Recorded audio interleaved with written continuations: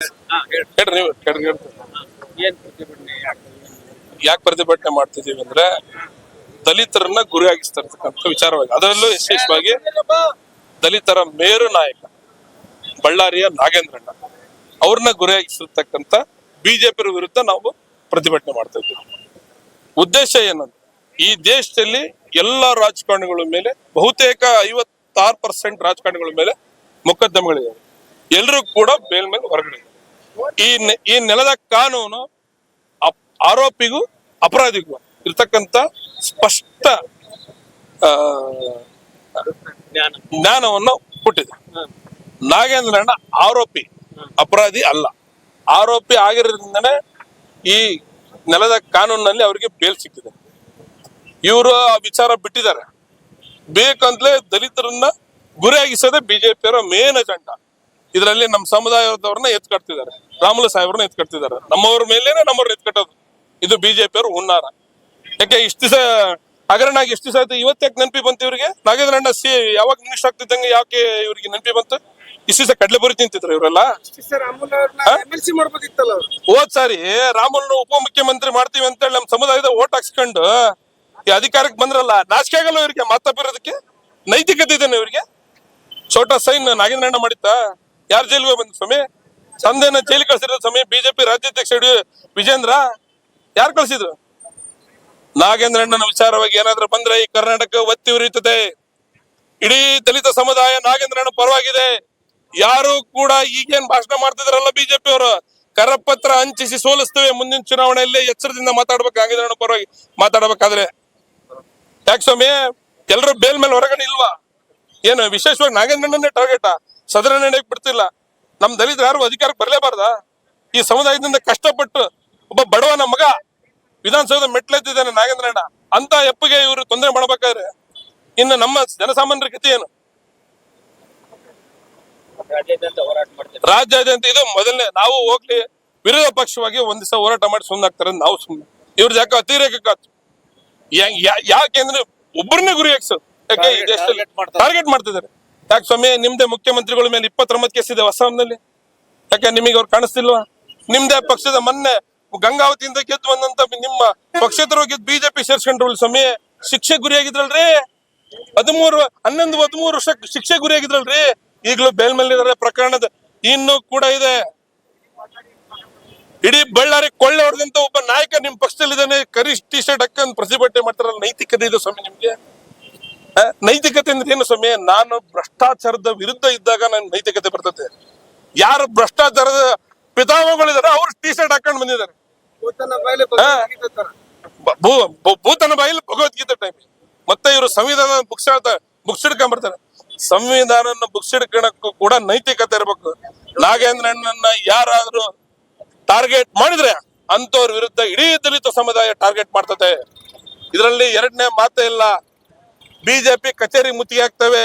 ಯಾವ್ಯಾವ ಶಾಸಕರು ಮಾಜಿ ಶಾಸಕರಿದಾರ ಅವ್ರಿಗೆಲ್ಲ ಕರಪತ್ರ ಹಂಚಿಸಿ ಸೋಲಿಸ್ತೇವೆ. ಇದು ಘಂಟಾಘೋಷವಾಗಿ ಇಡೀ ದಲಿತ ಸಮುದಾಯ ಪರವಾಗಿ, ನಾಗೇಂದ್ರಣ್ಣ ಅವರ ಅಭಿಮಾನಿಗಳ ಪರವಾಗಿ ನಾವು ಹೇಳ್ತಿದ್ದೇವೆ. ದಾವಣಗೆರೆಯಿಂದ ಇದು ಚಲೋ ಆಗಿದೆ. ದಾವಣಗೆರೆಯಿಂದ ಯಾವುದೇ ಪ್ರೋಗ್ರಾಮ್ ಸ್ಟಾರ್ಟ್ ಆದ್ರೂ ಕೂಡ ಅದು ಸೋಲಲ್ಲ. ನಾಗೇಂದ್ರಣ್ಣನ ವಿಚಾರದಲ್ಲಿ ಕೂಡ ನಾವು ಸೋಲ ಮಾತೇ ಇಲ್ಲ. ನಾಗೇಂದ್ರಣ್ಣ ನಾವಿದ್ದೇವೆ.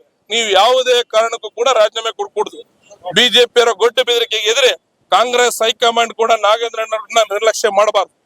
ಮಾಡಿದ್ರೆ ಯಾರು ಮಾಡ್ತಾರೋ ಅವ್ರ ವಿರುದ್ಧ ಇರ್ತೇವೆ. ನಾಗೇಂದ್ರಣ್ಣ ಪರ ನಾವಿರ್ತೇವೆ. ನಾಗೇಂದ್ರಣ್ಣ ಎಲ್ಲಿ ಇರ್ತದೆ, ನಾಗೇಂದ್ರಣ್ಣ ಪರವಾಗಿ ಈ ಸಮುದಾಯ, ದಲಿತ ಸಮುದಾಯ ಇರ್ತದೆ. ಈ ಪಂಜಿನ ಮೆರವಣಿಗೆ ಪ್ರತಿಭಟನೆ ಇಟ್ಕೊಂಡಿರ್ತಕ್ಕಂಥ ಕಾರಣ ಏನು? ಭ್ರಷ್ಟ ಬಿಜೆಪಿ ಅವರು ಈ ದೇಶದ ವಿದ್ಯಾರ್ಥಿಗಳ ಮೇಲೆ ಗೋಲಿಬಾರ್ ಮಾಡಿಸ್ತಕ್ಕಂಥ ಬಿಜೆಪಿ ಅವರು ಇವತ್ತು ನಮ್ಮ ಪ್ರಶ್ನಾತೀತ ನಾಯಕ, ಹಿಂದುಳಿದ ವರ್ಗದ ನಾಯಕ ಆಗಿರ್ತಕ್ಕಂಥ ನಮ್ಮ ನಾಗೇಂದ್ರಣ್ಣನವರ ರಾಜೀನಾಮೆಯನ್ನ ಕೇಳ್ತಾರ ಉದ್ದೇಶಕ್ಕೋಸ್ಕರ ಇವತ್ತು ನಾಗೇಂದ್ರಣ್ಣನ ಪರವಾಗಿ ನಮ್ಮ ಎಲ್ಲ ವರ್ಗದ ನಾಯಕರುಗಳು, ಲೀಡರ್ಗಳು, ಮುಖಂಡರುಗಳು ಸೇರಿ ಇವತ್ತು ಪ್ರತಿಭಟನೆಯನ್ನ ಮಾಡ್ತಾ ಇದ್ದೇವೆ. ನಾನು ಈ ದಾವಣಗೆರೆಯಿಂದ ಬಿಜೆಪಿ ಅವರಿಗೆ ಹೇಳಲಿಕ್ಕೆ ಬಯಸ್ತೇವೆ, ನೀವು ಸೋಮವಾರದಿಂದ ನಡ್ತಕ್ಕಂಥ ಅಸೆಂಬ್ಲಿಯಲ್ಲಿ ಏನಾದ್ರೂ ಇನ್ನೊಂದು ಬಾರಿ ನಾಗೇಂದ್ರಣ್ಣ ವಿರುದ್ಧವಾಗಿ ನೀವು ಪ್ರತಿಭಟನೆ ಮಾಡೋದು, ರಾಜೀನಾಮೆ ಕೇಳೋದು ಮಾಡಿದ್ರೆ ನಾವು ಕರ್ನಾಟಕದಲ್ಲಿರ್ತಕ್ಕಂಥ 224 ಕ್ಷೇತ್ರಗಳಲ್ಲೂ ಬಿಜೆಪಿ ವಿರುದ್ಧವಾಗಿ ಏನು ನಮ್ಮ ದಲಿತರು, ಹಿಂದುಳಿದ ವರ್ಗವರು, ರೈತರು, ವಿದ್ಯಾರ್ಥಿಗಳನ್ನ ಎಲ್ಲ ಸಂಘಟನೆ ಮಾಡ್ಕೊಂಡು ನಿಮ್ಮನ್ನ ಮುಂಬರ್ತಕ್ಕಂಥ ಚುನಾವಣೆಯಲ್ಲಿ ಸೋಲ್ಸ್ತಕ್ಕಂಥ ಕೆಲಸವನ್ನ ಮಾಡ್ಬೇಕಾಗ್ತದೆ. ದಯವಿಟ್ಟು ಅದಕ್ಕೆ ಅನುವು ಮಾಡಿಕೊಡದೆ ಸುಸೂತ್ರವಾಗಿ ಅಸೆಂಬ್ಲಿಯನ್ನ ನೆಡ್ಲಿಕ್ಕೆ ಬಿಡ್ಬೇಕು. ಏನು ಬರಗಾಲ ಬಂದಿದೆ, ರೈತರ ಪರವಾಗಿ ನಿಮ್ಮ ಧ್ವನಿಯನ್ನ ಎತ್ರಿ, ವಿದ್ಯಾರ್ಥಿಗಳ ಪರವಾಗಿ ನಿಮ್ಮ ಧ್ವನಿಯನ್ನ ಎತ್ರಿ. ಮಳೆ ಬರ್ತಾ ಇಲ್ಲ, ಕುಡಿಯ ನೀರಿನ ಬಗ್ಗೆ ನಿಮ್ಮ ಧ್ವನಿಯನ್ನ ಎತ್ರಿ. ಮುಖ್ಯಮಂತ್ರಿಗಳು ಕರೀತಾ ಇದಾರೆ ನಿಮ್ಮನ್ನ ಅಸೆಂಬ್ಲಿ ಬರ್ರಿ, ಪ್ರಶ್ನೆ ಕೇಳ್ರಿ, ನಾವು ಉತ್ತರ ಕೊಡ್ಲಿಕ್ಕೆ ತಯಾರಿದ್ದೇವೆ, ಚರ್ಚೆ ಮಾಡ್ರಿ ಅಂತ ಕರೆದ್ರೆ ಸುಮ್ನೆ ಕೇಕೆ ಹೊಡ್ಕಂತ ಹೋಗ್ತಾ ಇದಾರೆ. ಇದಾಗಬಾರ್ದು. ಸೋಮವಾರದಿಂದ ಆರಂಭ ಇರ್ತಕ್ಕಂಥ ಅಸೆಂಬ್ಲಿಯಲ್ಲಿ ತಾವು ಸೈಲೆಂಟ್ ಆಗಿರ್ಬೇಕು. ನೀವು ಏನಿದ್ರು ಪ್ರಶ್ನೆನ ಅಸೆಂಬ್ಲಿಯಲ್ಲಿ ಕೇಳ್ರಿ, ನಮ್ಮ ಮುಖ್ಯಮಂತ್ರಿಗಳು ಉತ್ತರ ಕೊಡ್ತಾರೆ ಅಂತಕ್ಕಂಥ ಮಾತನ್ನ ಹೇಳಲಿಕ್ಕೆ ಬಯಸ್ತೀವಿ. ಯೂತ್ ಕಾಂಗ್ರೆಸ್ ಅಧ್ಯಕ್ಷ ಈ ಒಂದು ಪ್ರಕರಣದ ಕುರಿತು ಏನು ಬಿಜೆಪಿ ಅವರು ಕಪ್ಪು ಬಟ್ಟೆ ಧರಿಸಿ ಸದನ ನಡೆಯಕ್ ಬಿಡ್ಲಿಲ್ದಂಗೆ ಜನರ ದುಡ್ಡನ್ನ ಹಾಳು ಮಾಡ್ತಾ ಇವ್ರೇನು ಹುನ್ನಾರ ನಡೆಸಿದ್ದಾರೆ, ಅವ್ ಯಾವಕ್ಕೂ ನಾಗೇಂದ್ರ ಅಣ್ಣ ಅವರ ಅಭಿಮಾನಿಗಳು ಬಗ್ಗಲ್ಲ ಜಗ್ಗಲ್ಲ. ಇದನ್ನ ಅವ್ರನ್ನ ನೋಡಿ ನಮ್ಮ ಹೈಕಮಾಂಡ್ ಅವರು ಕೂಡ ಯಾವ್ದೇ ಕಾರಣಕ್ಕೂ ಮಣಿಬಾರ್ದು. ಇವ್ರು ಮಾಡ್ತಿರೋದು show of, only show of. ಇವ್ರ ಕೈಲಿ ಏನು ತಾಕತ್ತಿಲ್ಲ. ನಾವು ಇದೇ ರೀತಿ ಮುಂದುವರೆದ್ರೆ ಬಿಜೆಪಿ ಅವರಿಗೆ ಎಚ್ಚರಿಕೆ ಕೊಡ್ತಾ ಇದ್ದೀವಿ. ನಮ್ಮ ಸಮುದಾಯ, ದಲಿತ ಸಮುದಾಯ, ಹಿಂದುಳಿದ ವರ್ಗ ಸಮುದಾಯ, ನಿಮ್ಮ ಎಲೆಕ್ಷನ್ ಇನ್ನ ದೂರ ಇಲ್ಲ ಸ್ವಾಮಿ. ಇನ್ನ 2 ವರ್ಷ ಇರೋದು, ಇಲ್ಲ 1.5 ವರ್ಷ ಇರೋದಷ್ಟೇ. ವಾಲಂಟ್ರಿ ಆಗಿ ಕರಪತ್ರ ಹಂಚಿ ನಮ್ಮ ದಲಿತರಿಗೆ ನೀವೇನ್ ಅನ್ಯಾಯ ಮಾಡ್ತಿದ್ದೀರಿ ಅದಕ್ಕೆ ತಕ್ಕ ಪಾಠ ತೋರಿಸ್ತೀವಿ ಅಂತಂದು ಮುಂದಿನ ದಿನಗಳ ನಾವ್ ಈಗಲೇ ಎಚ್ಚರಿಕೆ ಕೊಡ್ತಾ ಇದ್ದೀವಿ. ಈಗಲೇ ನೀವು ಇದನ್ನ ವಾಪಸ್ ತಗೊಂಡು ನೀವು ಸದನ ನಡೆಯಕ್ಕೆ ಅವಕಾಶ ಕೊಡ್ರಿ. ಆಮೇಲೆ ನಾಗೇಂದ್ರ ನೋಡಿ ಸ್ವಾಮಿ, ಈಗ ಪಾರ್ಲಿಮೆಂಟ್ ಒಳಗೆ 36% ಜನಗಳ ಮೇಲೆ ಕ್ರೈಮ್ ಕೇಸ್ ಇದೆ, 4 ಜನಗಳ ಮೇಲೆ ರೇಪ್ ಕೇಸ್ ಇದೆ. ಅವ್ರನ್ನ ಯಾಕೆ ಕುಂದಿಸ್ಕೊಂಡಿದ್ದೀರಾ ನೀವು? ನಿಮಗೆ ಕೇಳೋರು ಯಾರು ಇಲ್ವಾ? ನಿಮ್ಗೆ ಯಾರು ಏನಕ್ಕೆ ಪ್ರಶ್ನೆ ಮಾಡ್ಬಿಟ್ರೆ ಅವರು ದೇಶದ್ರೋಹಿಗಳು. ನಿಮಗೆ ಯಾರು ಪ್ರಶ್ನೆನೇ ಮಾಡಬಾರ್ದಾ? ನೀವು ಫಸ್ಟ್ ಸರಿ ಇರ್ರಿ. ನೀವು ಫಸ್ಟ್ ಸರಿ ಇದ್ದು ಬೇರೆಯವ್ರಿಗೆ ಹೇಳ್ರಿ.